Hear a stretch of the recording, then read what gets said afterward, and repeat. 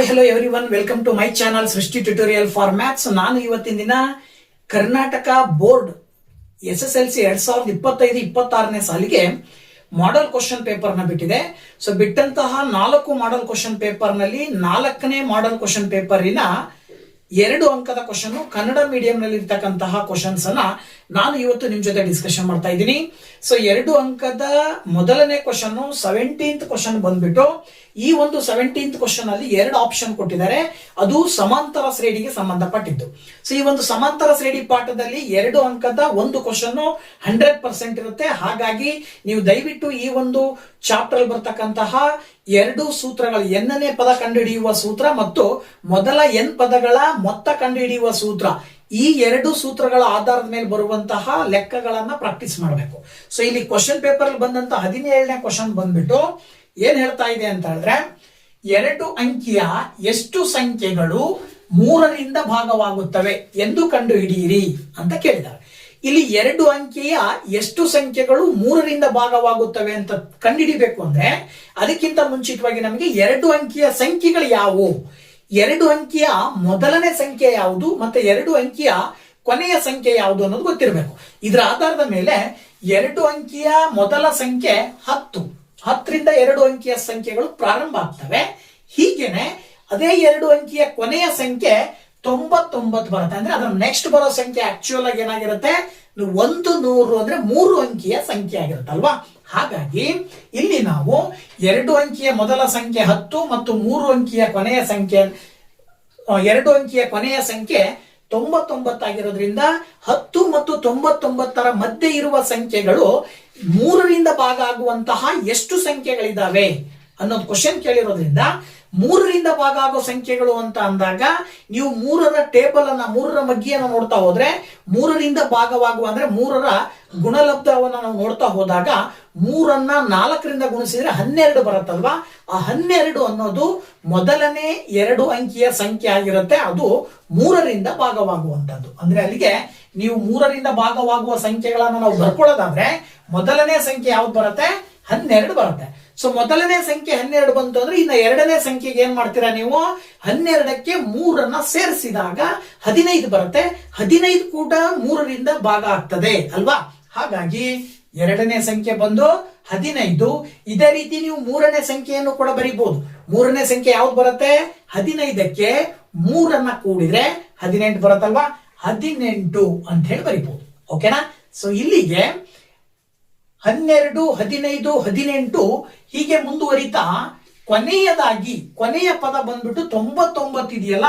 ನಮಗೆ ಗೊತ್ತು ಅಲ್ಲಿ 99 ಅಂತ ಹೇಳಿದ್ರೆ 9 9 ಇರೋದ್ರಿಂದ ಅದು 3ರಿಂದ ಭಾಗ ಆಗತ್ತೆ. 3 3 9, 3 3 9 ಅಂದ್ರೆ 33 ಇಂಟು 3 ಮಾಡಿದ್ರೆ 99 ಬರುತ್ತೆ. ಅಂದ್ರೆ ಇದ್ರ ಅರ್ಥ ಏನು, 99 ಕೂಡ 3ರಿಂದ ಭಾಗ ಆಗತ್ತೆ. ಹಾಗಾಗಿ 99 ಬರ್ಕೊಳ್ತೀವಿ.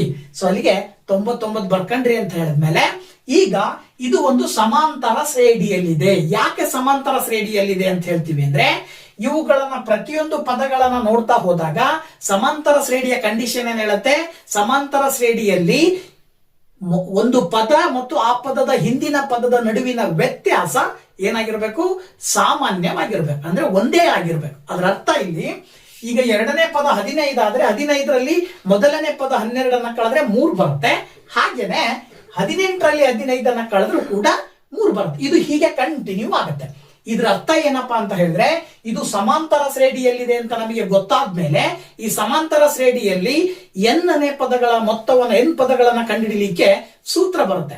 ಆ ಸೂತ್ರದಲ್ಲಿ an ಇಸ್ ಈಕ್ವಲ್ ಟು, ಸೂತ್ರದಲ್ಲಿ ಏನ್ ಬರುತ್ತೆ ಅಂದ್ರೆ an is equal to a plus n minus 1 into D ಅಂತಕ್ಕಂಥದ್ದು ಸೂತ್ರ. ಈ ಒಂದು ಸೂತ್ರವನ್ನ ನೀವು ಬಳಕೆ ಮಾಡಿ ಎನ್ ಕಂಡುಹಿಡಿಬೇಕು ಅಂತ ಅಂದಾಗ ಇಲ್ಲಿ ನೀವೇನ್ ಮಾಡ್ಬೇಕಾಗತ್ತಪ್ಪ ಅಂದ್ರೆ ಎ ಎಷ್ಟು, ಡಿ ಎಷ್ಟು, ಎನ್ ಎಷ್ಟು ಮತ್ತೆ ಎನ್ ಎಷ್ಟು ಅಂತಕ್ಕಂಥದ್ದನ್ನ ತಗೊಳ್ಬೇಕು.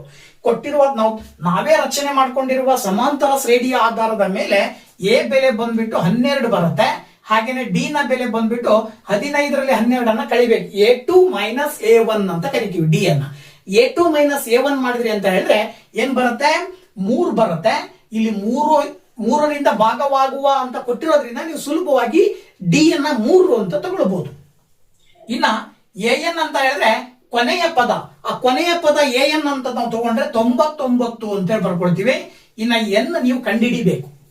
ಸೊ ಇಷ್ಟು ಪದದ ಬೆಲೆಗಳನ್ನ ನಾವು ಈ ಒಂದು ಸೂತ್ರಕ್ಕೆ ಅಪ್ಲೈ ಮಾಡಿದಾಗ ನೋಡಿ, ಎನ್ ಅಂತ ಹೇಳಿದ್ರೆ 99 ಇಸ್ ಈಕ್ವಲ್ ಟು ಎ ಅಂತ ಹೇಳಿದ್ರೆ 12 plus n minus 1 into D ಅಂತ ಹೇಳಿದ್ರೆ 3.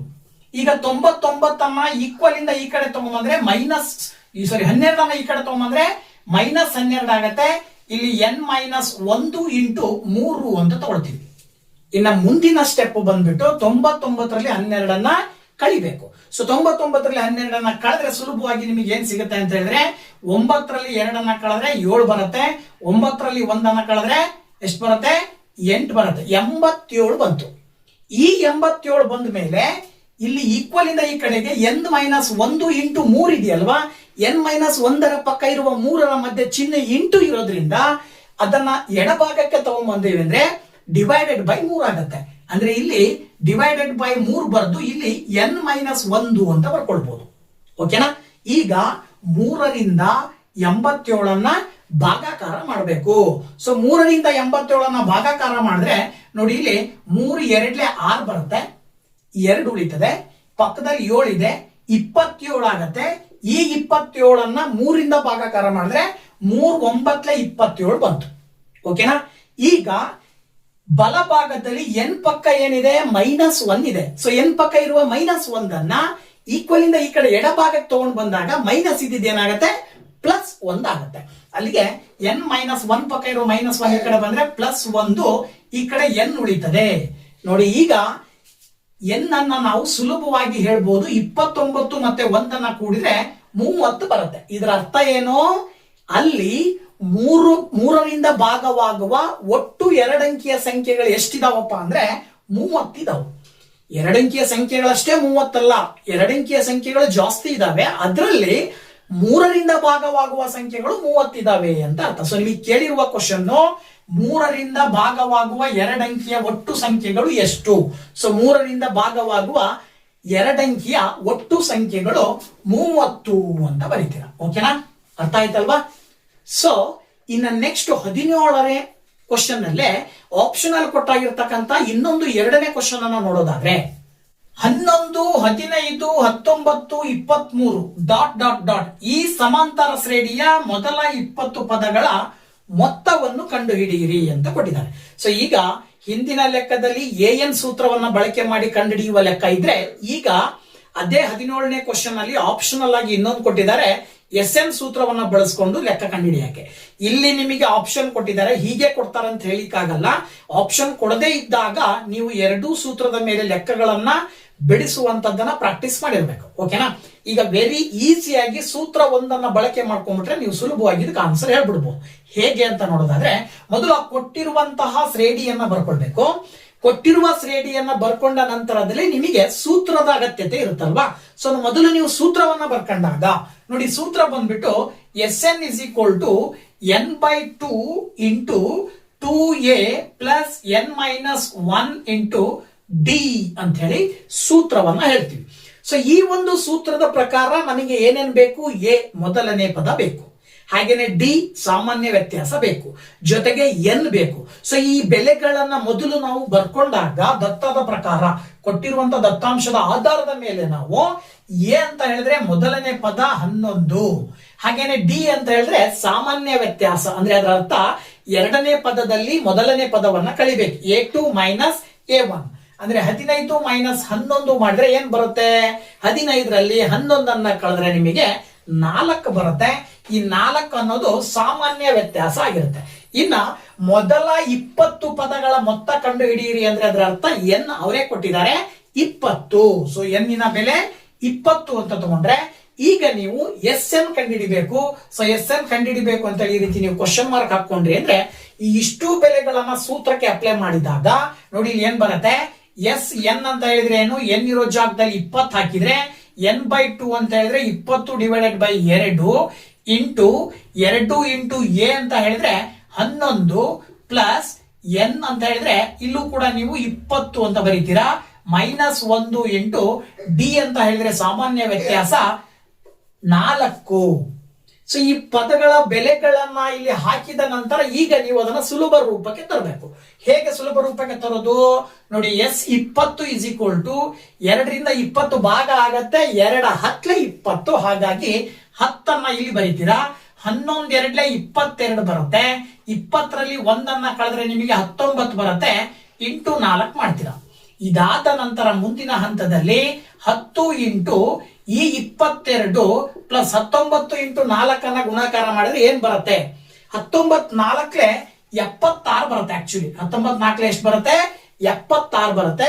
ಸೊ 19 4 76 ಬರ್ಕೊಂಡ ನಂತರದಲ್ಲಿ ನೆಕ್ಸ್ಟ್ ಬಂದ್ಬಿಟ್ಟು S20 is equal to 10 into ಈ ಎರಡು ಪದಗಳನ್ನ ಕೂಡ್ಬೇಕು. 22 ಮತ್ತು 76 ಕೂಡಿದ್ರೆ ಏನ್ ಬರುತ್ತೆ? 98 ಬರುತ್ತೆ. ಏನ್ ಬರುತ್ತೆ? 98 ಬರುತ್ತೆ. ಈಗ ಸುಲಭವಾಗಿ 10 ಮತ್ತು 98 ಗುಣಾಕಾರ ಮಾಡಿದ್ರಿ ಅಂತ ಹೇಳಿದ್ರೆ S20 ಇಸ್ ಈಕ್ವಲ್ ಟು 970 ಬರುತ್ತೆ. ಓಕೆನಾ? 970 ಬರ್ತಾ ಇದೆ ಅಂದ್ರೆ ಇದರ ಅರ್ಥ ಏನು? ಈ ಸಮಾಂತರ ಶ್ರೇಣಿಯ ಮೊದಲ 20 ಪದಗಳ ಮೊತ್ತ 980 ಅಂತ ಹೇಳಿ ಅರ್ಥ. 980 ಅಂತ ಹೇಳಿ ಸುಲಭವಾಗಿ ಹೇಳ್ಬೋದು. ಅರ್ಥ ಆಯ್ತಲ್ವಾ? ಓಕೆ, 2 ಅಂಕದ ಎರಡನೇ ಕ್ವಶನ್ 18ನೇದು ಬಂದ್ಬಿಟ್ಟು ವರ್ಗ ಸಮೀಕರಣಕ್ಕೆ ಸಂಬಂಧಪಟ್ಟಂತೆ ಇದೆ. ಇದ್ರಲ್ಲೂ ಕೂಡ 2 ಆಪ್ಷನ್ ಕೊಟ್ಟಿದ್ದಾರೆ. 2ರಲ್ಲಿ ಒಂದನ್ನ ಆಯ್ಕೆ ಮಾಡಿ ನೀವು ಬರೀಬೇಕಾಗತ್ತೆ. ಸೊ 18ರಲ್ಲಿ ಮೊದಲನೇ ಕ್ವಶನ್ ನೀವು ನೋಡೋದಾದ್ರೆ, ಕೆ ನ ಯಾವ ಬೆಲೆಗೆ kx² plus 6x plus 1 is equal to 0 ಸಮೀಕರಣದ ಮೂಲಗಳು ಸಮವಾಗಿರುತ್ತವೆ ಅಂತ ಕೊಟ್ಟಿದ್ದಾರೆ. ತುಂಬಾ ಸುಲಭವಾಗಿರ್ತಕ್ಕಂಥದ್ದು. ಇಲ್ಲಿ ಏನಪ್ಪಾ ಅಂತ ಹೇಳಿದ್ರೆ, ಸಮೀಕರಣದ ಮೂಲಗಳ ಸ್ವಭಾವಗಳ ಆಧಾರದ ಮೇಲೆ ಹೇಳ್ತೀವಿ. ಇಲ್ಲಿ ನಾವು ಯಾವುದೇ ಒಂದು ಸಮೀಕರಣಕ್ಕೆ 2 ಮೂಲಗಳು ಬರ್ತವೆ. ಬರುವಂತ 2 ಮೂಲಗಳ ಸ್ವಭಾವ 3 ರೀತಿ ಇರುತ್ತೆ. ಏನಿರುತ್ತವೆ ಅಂತ ಹೇಳಿದ್ರೆ, ಒಂದನೇದಾಗಿ ಬರುವಂತ 2 ಮೂಲಗಳು ಸಮ ಇರ್ತವೆ, ಅಂದ್ರೆ ವಾಸ್ತವ ಮತ್ತು ಸಮ ಅಂತ ಹೇಳ್ತೀವಿ ನಾವು. ಇನ್ನ ಎರಡನೇ ಒಂದು ಸ್ವಭಾವ ಏನಿರುತ್ತಪ್ಪ ಅಂತ ಹೇಳಿದ್ರೆ, ಮೂಲಗಳೆರಡು ವಾಸ್ತವವಾಗಿರ್ತವೆ ಆದ್ರೆ ಬೇರೆ ಬೇರೆ ಆಗಿರ್ತವೆ, ಅಂದ್ರೆ ವಾಸ್ತವ ಮತ್ತು ವಿಭಿನ್ನ ಅಂತ ಹೇಳ್ತೀವಿ. ಹಾಗೇನೆ ಇನ್ನೊಂದು ಬಂದ್ಬಿಟ್ಟು 2 ಮೂಲಗಳು ಏನಾಗಿರ್ತವೆ ಅಂದ್ರೆ ವಾಸ್ತವವಾಗಿರುವುದಿಲ್ಲ ಅಂತ ಹೇಳ್ತೀವಿ. ಈ ತರದ 3 ಸ್ವಭಾವಗಳನ್ನ ಹೇಳ್ತೀವಿ. ಯಾವಾಗ ಆ 3 ಸ್ವಭಾವಗಳನ್ನ ತೋರಿಸ್ತಾವಪ್ಪ ಅಂದ್ರೆ ಶೋಧಕ ಅಂತ ಬರುತ್ತೆ, ಅಂದ್ರೆ ಡೆಲ್ಟಾ ಅಂತ ಕರಿತೀವಿ ನಾವು. ಶೋಧಕದ ಬೆಲೆ 0 ಇದ್ರೆ ಆಗ ಏನು ಅವೆರಡೂ ಕೂಡ ಮೂಲಗಳೆರಡೂ ಕೂಡ ಸಮ ಇರ್ತವೆ. ಯಾವಾಗ ಶೋಧಕದ ಬೆಲೆ 0ಗಿಂತ ಜಾಸ್ತಿ ಇರುತ್ತೋ ಆಗ ಮೂಲಗಳೆರಡು ವಾಸ್ತವ ಆದರೆ ವಿಭಿನ್ನವಾಗಿರ್ತವೆ. ಯಾವಾಗ ಒಂದು ಶೋಧಕದ ಬೆಲೆ 0ಗಿಂತ ಕಡಿಮೆ ಇರುತ್ತೋ ಆಗ ಮೂಲಗಳು ವಾಸ್ತವವಾಗಿರುವುದಿಲ್ಲ ಅಂತ ಹೇಳ್ತೀವಿ. ಇಲ್ಲಿ ನಿಮಗೆ ಏನ್ ಮಾಡಿದ್ದಾರೆ, ಶೋಧಕದ ಬೆಲೆ ಅಂದ್ರೆ ಮೂಲಗಳು ಏನಿರ್ತವೆ ಅಂತ ಕೊಟ್ಟಿದ್ದಾರೆ. ಮೂಲಗಳೆರಡು ಸಮ ಇರ್ತವೆ ಅಂತೇಳಿ. ಮೂಲಗಳೆರಡು ಯಾವಾಗ ಸಮ ಇರ್ತವೆ? ಈಗ ತಾನೇ ನಾನು ಹೇಳಿದ ಹಾಗೆ ಶೋಧಕದ ಬೆಲೆ 0 ಇದ್ದಾಗ. ಸೊ ಶೋಧಕದ ಬೆಲೆ 0 ಇದ್ದಾಗ, ಹಾಗಾಗಿ ನಾವು ಮೊದಲು ಕೊಟ್ಟಿರುವ ಸಮೀಕರಣವನ್ನ ಬರ್ಕೊಂಡಿದ್ದೀನಿ. ಇದಾದ ನಂತರ ಮೂಲ ಸಮೀಕರಣ, ವರ್ಗ ಸಮೀಕರಣದ ಮೂಲ ರೂಪ ಬಂದ್ಬಿಟ್ಟು ನಮಗೆ ಗೊತ್ತಿರ್ತಕ್ಕಂಥದ್ದು ax² plus bx plus c is equal to 0 ಅಂತ ಹೇಳ್ತೀವಿ ನಾವು. ಓಕೆನಾ? ಸೊ ಇದರ ಆಧಾರದ ಮೇಲೆ ಇಲ್ಲಿ ನೀವು ಇವುಗಳನ್ನ ಅಬ್ಸರ್ವ್ ಮಾಡಿದಾಗ ಸುಲಭವಾಗಿ ನೀವು ಎ ನ ಬೆಲೆಯನ್ನ ಬರ್ಕೊಳ್ಬಹುದು. ಎ ಇರೋ ಜಾಗದಲ್ಲಿ ಕೆ ಇದೆ. ಹಾಗೇನೆ ಬಿ ನ ಬೆಲೆಯನ್ನ ಬರ್ಕೊಳ್ಬಹುದು. ಬಿ ಇರುವ ಜಾಗದಲ್ಲಿ 6 ಇದೆ. ಹಾಗೇನೆ ಸಿ ಇರುವ ಜಾಗದಲ್ಲಿ 1 ಇದೆ. ಈ ರೀತಿ ಎ ಬಿ ಮತ್ತು ಸಿ ನ ಬೆಲೆಗಳನ್ನ ಬರ್ಕೊಂಡ ನಂತರದಲ್ಲಿ ಅವರೇ ದತ್ತ ಕೊಟ್ಟಿರುವ ಹಾಗೆ ಏನ್ ಕೊಟ್ಟಿದ್ದಾರೆ, ಮೂಲಗಳು ಸಮವಾಗಿರುತ್ತವೆ ಅಂತ ಕೊಟ್ಟಿದ್ದಾರೆ. ಯಾವಾಗ ಮೂಲಗಳು ಸಮ ಇರ್ತಾವಪ್ಪ ಅಂದ್ರೆ ಶೋಧಕದ ಬೆಲೆ 0 ಇದ್ದಾಗ. ಹಾಗಾಗಿ ನೀವು ಶೋಧಕದ ಬೆಲೆಯು 0 ಆಗಿರುತ್ತದೆ ಅಂತ ಬರ್ಕೊಳ್ತೀರ. ಅಂದ್ರೆ ಮೂಲಗಳು ಸಮವಾಗಿದ್ದಾಗ ಶೋಧಕದ ಬೆಲೆಯು 0 ಆಗಿರುತ್ತದೆ. ಶೋಧಕವನ್ನ ಕಂಡುಹಿಡಿಯಲಿಕ್ಕೋಸ್ಕರನೇ ಸೂತ್ರ ಇದೆ. ಶೋಧಕದ ಸೂತ್ರ ಬಂದ್ಬಿಟ್ಟು ನಾವಿಲ್ಲಿ ಡೆಲ್ಟಾ ಅಂತ ತಗೊಳ್ತೀವಿ. ಹಾಗೆ ಡೆಲ್ಟಾದ ಬೆಲೆ ಏನಾಗಿರ್ಬೇಕು, 0 ಇರಬೇಕು. ಅಂದ್ರೆ ಈಕ್ವಲ್ ಟು 0 ಅಂತ ತಗೊಳ್ರಿ. ಈಗ ಶೋಧಕದ ಸೂತ್ರವನ್ನ ಹಾಕ್ತೀರಾ. ಏನ್ ಸೂತ್ರ ಬಂದ್ಬಿಟ್ಟು b² minus 4ac that is equal to 0 ಅಂತ ಬರ್ತದೆ. ಈಗ ಬಿ, ಎ ಮತ್ತೆ ಸಿ ನ ಬೆಲೆಗಳನ್ನ ಮೇಲ್ಗಡೆ ಬರ್ಕೊಂಡಿದೀವಲ್ವಾ, ಆ ಬೆಲೆಗಳನ್ನ ಇಲ್ಲಿ ಸಬ್ಸ್ಟಿಟ್ಯೂಟ್ ಮಾಡ್ರಿ. ಸೊ ನೋಡಿ ಬೆಲೆಗಳು ಏನೇನಿದಾವೆ ಅಂತ ನೋಡಿದ್ರೆ, ಎ ನ ಬೆಲೆ, ಬಿ ನ ಬೆಲೆ ಬಂದ್ಬಿಟ್ಟು 6 ಇದೆ. ಸೊ 6ರ ವರ್ಗ ಬರುತ್ತೆ. 4 ಇಂಟು ಎ ನ ಬೆಲೆ ಬಂದ್ಬಿಟ್ಟು ಕೆ ಇದೆ. ಹಾಗೇನೆ ಸಿ ನ ಬೆಲೆ ಬಂದ್ಬಿಟ್ಟು 1 ಬರುತ್ತೆ. ಇದಿಷ್ಟರ ಬೆಲೆ 0ಗೆ ಸಮ ಅಂತ ಹೇಳ್ತಾರೆ ಅವರು. ಇದರ ಆಧಾರದ ಮೇಲೆ ಇದನ್ನ ಸುಲಭೀಕರಿಸಿದಾಗ 6ರ ವರ್ಗ 36 ಬರುತ್ತೆ. 4 ಇಂಟು ಕೆ ಇಂಟು 1 ಗುಣಾಕಾರ ಮಾಡಿದ್ರೆ -4k ಬರುತ್ತೆ. ಅದನ್ನ ನೀವು ಈಕ್ವಲ್ ಟು 0 ಅಂತ ತಗೊಳ್ತೀರಾ. ಈ 36ನ್ನ ಎಡಭಾಗದಿಂದ ನೀವು ಬಲಭಾಗಕ್ಕೆ ಕಳಿಸಿದಾಗ -36 ಆಗತ್ತೆ. ನೋಡಿ ಇಲ್ಲಿ -4k ಇಸ್ ಈಕ್ವಲ್ ಟು -36 ಅಂತ ಹೇಳ್ಬೋದಲ್ವಾ. ಈಗ ಎರಡೂ ಬದಿಯಲ್ಲೂ ಮೈನಸ್ ಮೈನಸ್ ಚಿಹ್ನೆಗಳಿರೋದ್ರಿಂದ ಮೈನಸ್ ಚಿಹ್ನೆ ಕ್ಯಾನ್ಸಲ್ ಆಗೋದ್ರ ಜೊತೆಗೆ ಕೇನ ಪಕ್ಕದಲ್ಲಿರುವ ಸಹಗುಣಕ 4ರಿಂದ 36 ಸುಲಭವಾಗಿ ಭಾಗ ಆಗತ್ತೆ. 4 9 36. ಸೊ 4ರಿಂದ 36 ಭಾಗಾಕಾರ ಮಾಡಿ ಕೇನ ಬೆಲೆಯನ್ನ ನೀವು ಸುಲಭವಾಗಿ ಹೇಳ್ಬೋದು. ಕೇನ ಬೆಲೆ ಏನ್ ಬಂದಿದೆ 9. ಸೊ ಅಂದ್ರೆ ಇದರ ಅರ್ಥ ಏನು ಅಂತ ಹೇಳಿದ್ರೆ ಕೇನ ಬೆಲೆ 9 ಇದ್ದಾಗ ಸಮೀಕರಣದ ಮೂಲಗಳು ಸಮವಾಗಿರುತ್ತವೆ ಅಂತ ಅರ್ಥ. ಇಲ್ಲಿ ನೀವು ಬರಿಬೇಕಾಗತ್ತೆ ಕೇನ ಬೆಲೆಯು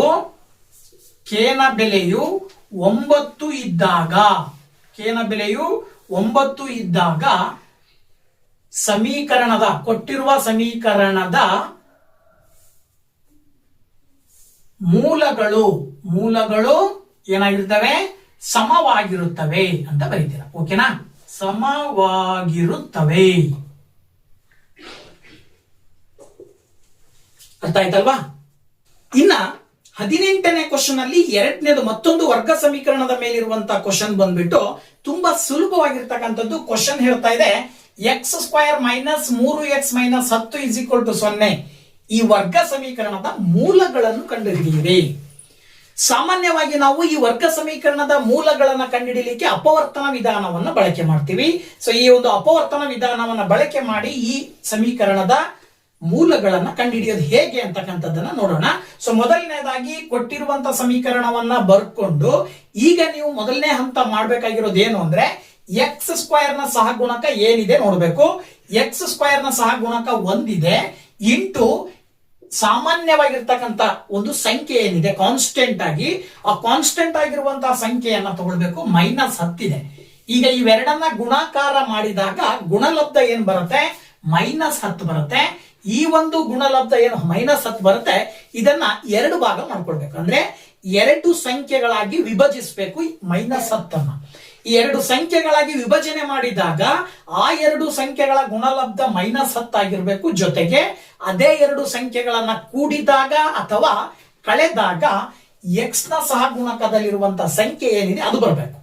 ಅಂದ್ರೆ x ನ ಸಹಗುಣಕದಲ್ಲಿ -3 ಇದೆ, -10 ಬರಬೇಕು. ಗುಣಿಸಿದ್ರೆ, ಕೂಡಿದ್ರೆ ಅಥವಾ ಕಳೆದ್ರೆ -3 ಬರಬೇಕು. ಅಂದ್ರೆ ನೀವು ಯೋಚನೆ ಮಾಡ್ತಾ ಇದ್ದೀರಾ ಆಲ್ರೆಡಿ ಏನ್ ಬರ್ಬೋದು ಅಂತ ಹೇಳಿ. ಯಾವ 2 ಸಂಖ್ಯೆಯನ್ನ ತಗೊಳ್ತೀರಾ ಹೇಳ್ರಿ ನೋಡೋಣ. ನೀವು ತಗೊಳ್ಳುವಂತ ಸಂಖ್ಯೆ ಗುಣಲಬ್ಧ 10 ಬರಬೇಕು. ಅಂದ್ರೆ ಯಾವುದು 5 2 10 ಅಲ್ವಾ. ರೈಟ್. ನೋಡಿ ಇಲ್ಲಿ 5 2 10. ಓಕೆ. ಸೊ 5 2 10 ಓಕೆ ಬರುತ್ತೆ. ಇನ್ನ -3 ಬರ್ಬೇಕು ಅಂದ್ರೆ ನಿಮ್ಮ ಚಿಂತೆ ಈಗ ಚಿಹ್ನೆಯ ಕಡೆ ಹೋಗ್ಬೇಕು. ಚಿಹ್ನೆಯನ್ನ ನೀವೇನ್ ಮಾಡ್ಬೇಕಾಗತ್ತೆ, ನೀವು ಸಂಖ್ಯೆಯನ್ನ ಹೇಗೆ 2 ಸಂಖ್ಯೆಯನ್ನ ನೀವು ಆಯ್ಕೆ ಮಾಡಿದ್ರೋ ಅದೇ ರೀತಿ ಚಿಹ್ನೆಯ ಆಯ್ಕೆಯನ್ನ ಮಾಡ್ಬೇಕಾದ್ರೂ ಕೂಡ ಗಮನ ಹರಿಸ್ಬೇಕು. ಚಿಹ್ನೆಯಲ್ಲಿ ವ್ಯತ್ಯಾಸ ಆದ್ರೂ ಉತ್ತರ ಅದಲು ಬದಲು ಆಗೋ ಸಾಧ್ಯತೆಗಳು ಇರ್ತವೆ. ಹಾಗಾಗಿ ನೋಡಿ ಇಲ್ಲಿ ನೀವು ಚಿಹ್ನೆಗಳನ್ನ ಏನ್ ತಗೊಳ್ಬೇಕು, ಇಲ್ಲಿ ಮೈನಸ್ ಚಿಹ್ನೆ ಬರಬೇಕು. ಇಲ್ಲಿ ಕೂಡಿದ್ರೆ ಅಥವಾ ಕಳೆದ್ರೇನು ಕೂಡ ಮೈನಸ್ ಚಿಹ್ನೆ ಬರಬೇಕು. ಅಂದ್ರೆ ನೀವು ತಗೊಂಡ 2 ಸಂಖ್ಯೆಯಲ್ಲಿ ದೊಡ್ಡ ಸಂಖ್ಯೆಗೆ ಮೈನಸ್ ಚಿಹ್ನೆಯನ್ನ ಹಾಕ್ಬೇಕು ಅಲ್ವಾ. ಹಾಗಾಗಿ -5 + 2 ಅಂತ ತಗೊಳ್ಬೇಕು. ಈಗ 3x ಅನ್ನ ವಿಭಜನೆ ಮಾಡಿ ಬರ್ಕೊಂಡ್ರೆ ಏನಂತ ಬರ್ಕೊಳ್ಬಹುದು, -5x + 2x ಅಂತ ಬರ್ಕೊಳ್ಬಹುದು. ಅದ್ರ ಪ್ರಕಾರ ಇಲ್ಲಿ ಏನಾಗತ್ತೆ x² - 5x - 2x - 10 = 0. ಸೊ ಇದು ಪ್ಲಸ್ ಅಲ್ವಾ, ಪ್ಲಸ್ ಅಂತ ಬರ್ಕೊಳ್ಬೇಕು. x² - 5x + 2x - 10 = 0. ನೋಡಿ ಅವ್ರು ಕೊಟ್ಟಿರುವಂತ ಮೊದಲನೇ ಸಮೀಕರಣದಲ್ಲಿ 3 ಪದಗಳಿರ್ತಾವೆ ವರ್ಗ ಸಮೀಕರಣದಲ್ಲಿ. ಈಗ ನಾವು ಅದನ್ನ 4 ಪದಗಳ ರೂಪದಲ್ಲಿ ಬರ್ಕೊಂಡಿದೀವಿ. ಬರ್ಕೊಂಡಿರುವ ಉದ್ದೇಶ ಇಷ್ಟೇ, ಆ 4 ಪದಗಳಲ್ಲಿ 2 ಪದಗಳ ಒಂದೊಂದು ಗುಂಪು ಮಾಡಿ ಆ ಗುಂಪಿನಲ್ಲಿ ಸಾಮಾನ್ಯವಾಗಿರುವ ಅಪವರ್ತನಗಳನ್ನ ತಗೊಳ್ಬೇಕು. ಆ ಉದ್ದೇಶಕ್ಕೆ ಈ ರೀತಿ ಬರ್ಕೊಂಡಿದೀವಿ ನಾವು ಅಲ್ವಾ.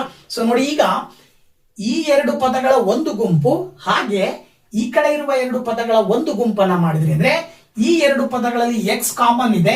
ಸಾಮಾನ್ಯವಾಗಿರುವ x ಅನ್ನ ತಗೊಂಡ್ರೆ ಆ ಗುಂಪಿನಲ್ಲಿ ಉಳಿದಿರುವಂತಹ ಒಂದು ಪದಗಳನ್ನ ಬ್ರಾಕೆಟ್ ನ ಒಳಗಡೆ ಬರೀಬೇಕು. ಇಲ್ಲಿ ಎಕ್ಸ್ ಸ್ಕ್ವೈರ್ ಅನ್ನೋ ಪದದಲ್ಲಿ ಎಕ್ಸ್ ಹೊರಗಡೆ ಬಂದ್ರೆ ಎಕ್ಸ್ ಬ್ರಾಕೆಟ್ ಒಳಗಡೆ ಉಳಿತದೆ, -5x ಅಲ್ಲಿ ಎಕ್ಸ್ ಹೊರಗಡೆ ಬಂದ್ರೆ -5 ಉಳ್ಕೊಳ್ಳುತ್ತೆ. ಹಾಗೆ ಇದರಲ್ಲಿ +2 ನೀವು ಕಾಮನ್ ಆಗಿ ತೆಗೆದ್ರೆ ಎಕ್ಸ್ -5 ಉಳ್ಕೊಳ್ಳುತ್ತೆ, ದಟ್ ಈಸ್ ಈಕ್ವಲ್ ಟು 0 ಅಂತ ಬರೀತೀರಾ. ಈಗ ನೀವು ನೋಡಿದಾಗ ಇದಿಷ್ಟು ಒಂದು ಪದ, ಇದಿಷ್ಟು ಒಂದು ಪದ ಅಂತ ತಗೊಂಡ್ರೆ ಎರಡೂ ಪದಗಳಲ್ಲಿ ಒಂದು ಅಪವರ್ತನ ಸಾಮಾನ್ಯವಾಗಿದೆ. ಏನಪ್ಪಾ ಅದು? x-5. ನೋಡಿ ಇಲ್ಲಿ ಇಲ್ಲೂ x-5 ಇದೆ, ಇಲ್ಲೂ x-5 ಇದೆ.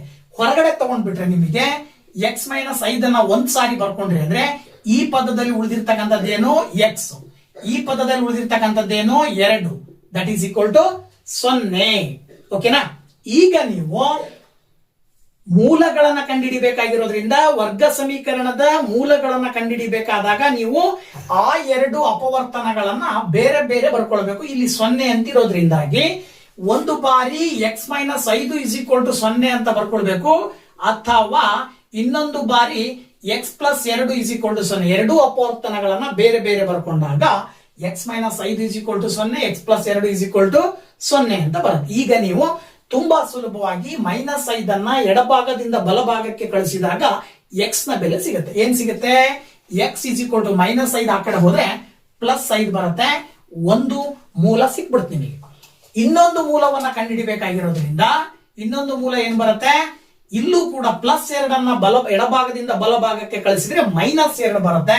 ಅಲ್ಲಿಗೆ x ನ ಬೆಲೆ ಇನ್ನೊಂದು -2. ಓಕೆನಾ? ಸೊ ನಿಮಗೆ ಎರಡು ಬೆಲೆಗಳು ಸಿಕ್ಕು, x ಇಸ್ ಈಕ್ವಲ್ ಟು 5 ಮತ್ತು x ಇಸ್ ಈಕ್ವಲ್ ಟು -2. ಓಕೆನಾ? ಅರ್ಥ ಆಯ್ತಲ್ವಾ? ಓಕೆ, ಇನ್ನ 19ನೇ ಕ್ವಶನ್ ಬಂದ್ಬಿಟ್ಟು ಏನ್ ಹೇಳುತ್ತೆ ಅಂತಕ್ಕಂಥದ್ದನ್ನ ನೋಡೋದಾದ್ರೆ 5 - √2 ಒಂದು ಅಭಾಗಲಬ್ಧ ಸಂಖ್ಯೆ ಎಂದು ಸಾಧಿಸಿ ಅಂತ ಕೊಟ್ಟಿದ್ದಾರೆ. ನೋಡಿ, ಇದು ಪ್ರತಿ ವರ್ಷ 100% 2 ಅಂಕಕ್ಕೆ ಒಂದು ಕ್ವಶನ್ ಇರುತ್ತೆ. ಸೊ ನೆನ್ಪಿಟ್ಕೊಳ್ಳಿ, ಇದನ್ನ ಸುಲಭವಾಗಿ ನೀವು ನೆನ್ಪಿಟ್ಕೊಳ್ಬಹುದು, ಜೊತೆಗೆ ಸುಲಭವಾಗಿ ಈ ಒಂದು ಸಮಸ್ಯೆಯನ್ನ ಬಿಡಿಸಬಹುದು. ಹೇಗೆ ಅಂತಕ್ಕಂಥದ್ದನ್ನ ನಾನು ನಿಮಗೆ ಇಲ್ಲಿ ತಿಳಿಸ್ಕೊಡ್ತಾ ಇದ್ದೀನಿ. ತುಂಬಾ ಸುಲಭ. ಏನಪ್ಪಾ ಅಂತ ಹೇಳಿದ್ರೆ, ನೀವು ಇದನ್ನ 5 - √2 ಒಂದು ಭಾಗಲಬ್ಧ ಸಂಖ್ಯೆ ಅಂತ ಹೇಳಿ ಸುಮ್ಮನೆ ಊಹೆ ಮಾಡ್ಕೊಳ್ಬೇಕು. ಗೊತ್ತಾಯ್ತಲ್ವಾ? 5 - √2 ಎನ್ನುವುದು ಒಂದು ಭಾಗಲಬ್ಧ ಸಂಖ್ಯೆ ಎಂದು ಊಹಿಸಿ. ಇಲ್ಲಿ ಭಾಗಲಬ್ಧ ಸಂಖ್ಯೆ ಅಂತ ಯಾವಾಗ ಕರಿತೀವಪ್ಪ ಅಂದ್ರೆ, ಆ ಒಂದು ಭಾಗಲಬ್ಧ ಸಂಖ್ಯೆ a/b ರೂಪದಲ್ಲಿ ಇರುತ್ತೆ. ಅದರ ಅರ್ಥ ನಾವಿಲ್ಲಿ 5 - √2 ಭಾಗಲಬ್ಧ ಸಂಖ್ಯೆ ಅಂತ ಕರಿತಾ ಇದೀವಿ ಅಂದ್ರೆ ಅದು a/b ರೂಪದಲ್ಲಿ ಇರುತ್ತೆ. ಹಾಗಾಗಿ ನಾವು ಅದನ್ನ 5 - √2 ಇಸ್ ಈಕ್ವಲ್ ಟು a/b ಅಂತ ತಗೊಳ್ತೀವಿ. ಇಲ್ಲಿ a ಅಂದ್ರೆ ಏನು, b ಅಂದ್ರೆ ಏನು ಅಂತಕ್ಕಂಥದ್ದನ್ನ ನೋಡೋದಾದ್ರೆ, a ಮತ್ತು b ಇವೆರಡೂ ಕೂಡ ಸಹ ಅವಿಭಾಜ್ಯ ಪೂರ್ಣಾಂಕಗಳು. ಅವಿಭಾಜ್ಯ ಪೂರ್ಣಾಂಕಗಳು ಅಂದ್ರೆ ನಮಗೆ ಗೊತ್ತು, ಏನಂತ ಹೇಳ್ತೀವಿ? ಒಂದು ಮತ್ತು ಅದೇ ಸಂಖ್ಯೆಯನ್ನ ಬಿಟ್ಟು ಬೇರಾವುದೇ ಸಂಖ್ಯೆಯಿಂದನೂ ಭಾಗ ಆಗಬಾರ್ದು. ಯಾವುವು? 2, 3, 5, 7 ಈ ತರಹದ ಸಂಖ್ಯೆಗಳನ್ನ ಅವಿಭಾಜ್ಯ ಸಂಖ್ಯೆಗಳು ಅಂತ ಕರಿತೀವಿ. ಸೊ ಇಲ್ಲಿ a ಮತ್ತೆ b ಅಂತಕ್ಕಂಥದ್ದು ಏನಾಗಿರ್ಬೇಕು? ಅವಿಭಾಜ್ಯ ಸಂಖ್ಯೆಗಳು ಆಗಿರ್ಬೇಕು, ಸಹ ಅವಿಭಾಜ್ಯ ಪೂರ್ಣಾಂಕಗಳು. ಮತ್ತೆ b ನ ಬೆಲೆ 0 ಆಗಿರ್ಲಿಕ್ಕೆ ಸಾಧ್ಯ ಇಲ್ಲ, 0ಗಿಂತ ಜಾಸ್ತಿ ಇರಲೇಬೇಕು. ಗೊತ್ತಾಯ್ತಲ್ವಾ? ಹಾಗಾಗಿ 5 - √2 ಇಸ್ ಈಕ್ವಲ್ ಟು a/b ಅಂತ ತಗೊಂಡ್ರಿ ಅಂದ್ರೆ, ಈಗ ನೀವು ಇಲ್ಲಿ ಏನ್ ಮಾಡ್ಬೋದು? 5 ರೂಟ್ ಇಂದ ಹೊರಗಡೆ ಕಳಿಸಿದ್ರೆ ಅಂದ್ರೆ ಎಡಭಾಗದಿಂದ ಬಲಭಾಗಕ್ಕೆ ಕಳಿಸಿದಾಗ ಏನಾಗತ್ತೆ? -√2 ಇಸ್ ಈಕ್ವಲ್ ಟು a/b. ಇದು ಈ ಕಡೆ ಬಂದ್ರೆ -5 ಆಗುತ್ತೆ. ಗೊತ್ತಾಯ್ತಲ್ವಾ? ಈಗ √2 ಪಕ್ಕ ಇರುವ ಚಿಹ್ನೆ ಮೈನಸ್ ಅನ್ನ ತೆಗೆದು ಹಾಕ್ಬೇಕು ಅಂದ್ರೆ ತುಂಬಾ ಸುಲಭ. ಈ ಇಡೀ ಒಂದು ಸಮೀಕರಣವನ್ನ ಮೈನಸ್ ಇಂದ ಗುಣಾಕಾರ ಮಾಡ್ಬೇಕು. ಆಗ ಮೈನಸ್ ಇಂದ ಗುಣಾಕಾರ ಮಾಡಿದ್ರೆ √2 ಬರುತ್ತೆ. ಈ ಕಡೆ -5 ಇದ್ದಿದ್ದು +5 ಆಗತ್ತೆ. a/b ಇದ್ದಿದ್ದು -a/b ಬರುತ್ತೆ. ಗೊತ್ತಾಯ್ತಲ್ವಾ? ಈಗ ಎಡಭಾಗದಲ್ಲಿ √2 ಉಳ್ಕೊಳ್ತು, ಬಲಭಾಗದಲ್ಲಿ 5 - a/b ಬಂತು.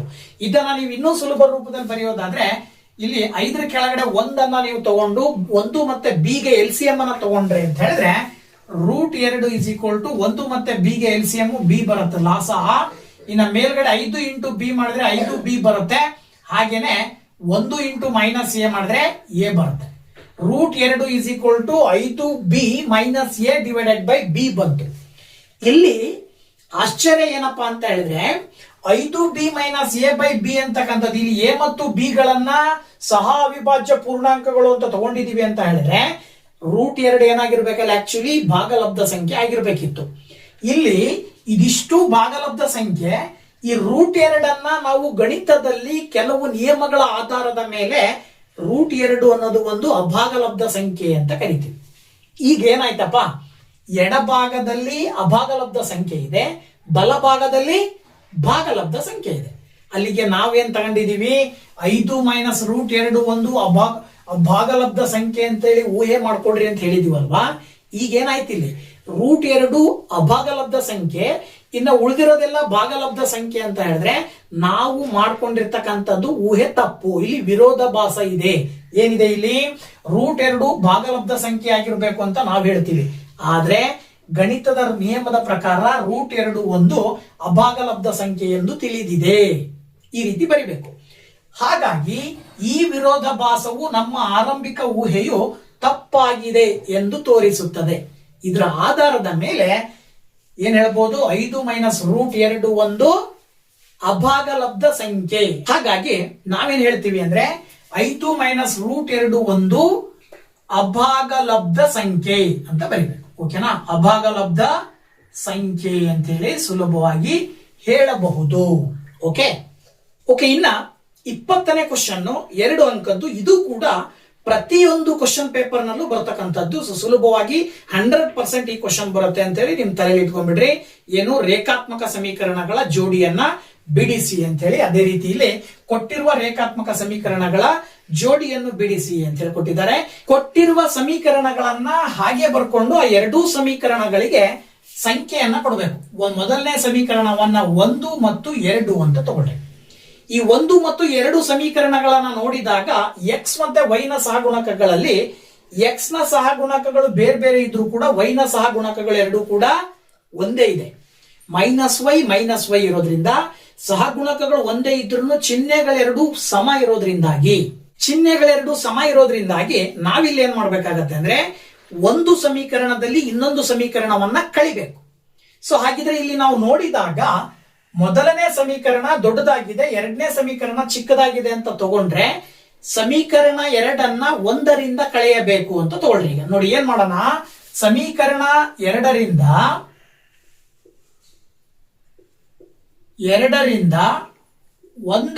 ಸಮೀಕರಣ 1ರಿಂದ 2ಅನ್ನು ಕಳೆದಾಗ